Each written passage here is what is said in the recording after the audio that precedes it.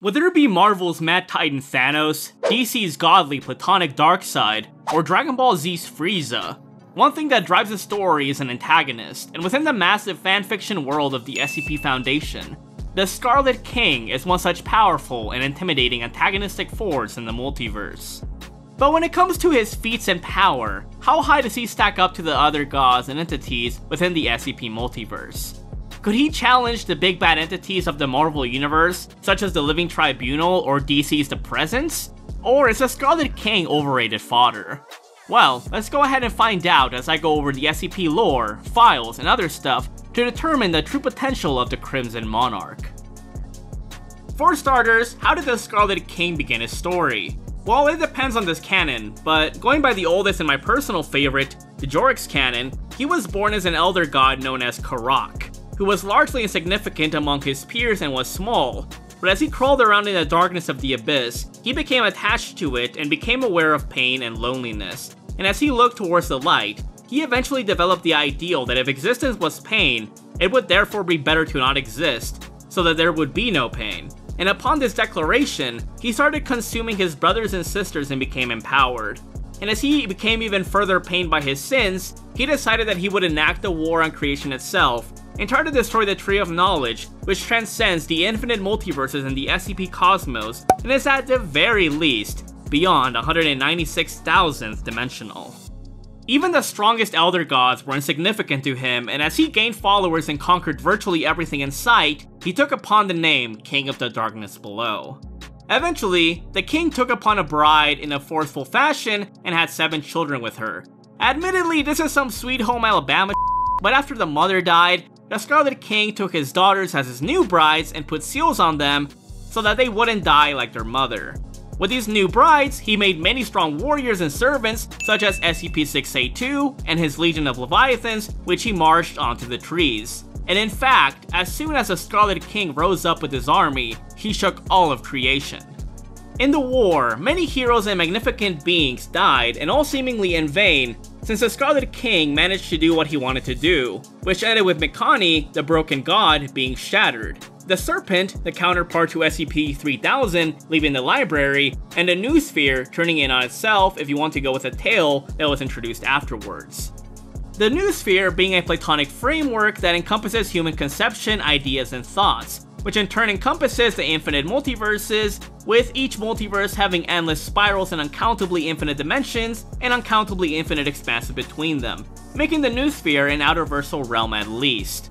So, if the Scarlet King was able to affect the Noosphere in his battle with the Brother's death, and scales massively above SCP-682's Leviathan form, who was able to damage the roots of the trees, this would easily make him outer to high outerversal. Unfortunately for the Scarlet King, his defenses, the 7 seals, had eventually dissolved, which in turn allowed 7 legendary warriors to jump and stab his ass to the point he was weakened enough to be finished off by the Brother's death, who created the tree where all creation stems from.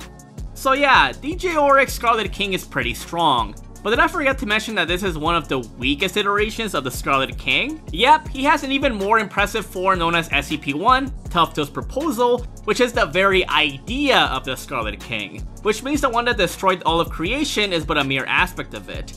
There's also SCP-2317, who in its hyperdimensional form after entering SCP-5800, the Infosphere, which is even larger than the Noosphere, was able to fend off multitudes of anti-Noospheric entities that uncountably infinitely transcend SCP-5712, who I briefly covered in my SCP-682 video, who was so OP that it could have consumed the entire Noosphere in just a couple of years. Basically, beings that are anti-Noospheric are infinitely above human comprehension, even in the most abstract of ways, and reside in the Infosphere, the realm that contains all information in thought forms, and as such will be transcendent to the high outerversal Noosphere. However, the most OP iteration of the Scarlet King is undoubtedly SCP-6747-C, the Anafabula, which encompasses, surpasses, and caused SCP-2747, the Anafabula event, which is freaking insane to think about because of how OP SCP-2747 is in itself. You see, SCP-2747 is basically a narrative stack eater, or an anti-narrative element that consumes all aspects of a story and could even manifest in the real world and other dimensions above it. Due to its nature, it is easily able to consume entire multiverses and the narratives that hold them. SCP-6747-C, however, is a constant, or the anafabula itself.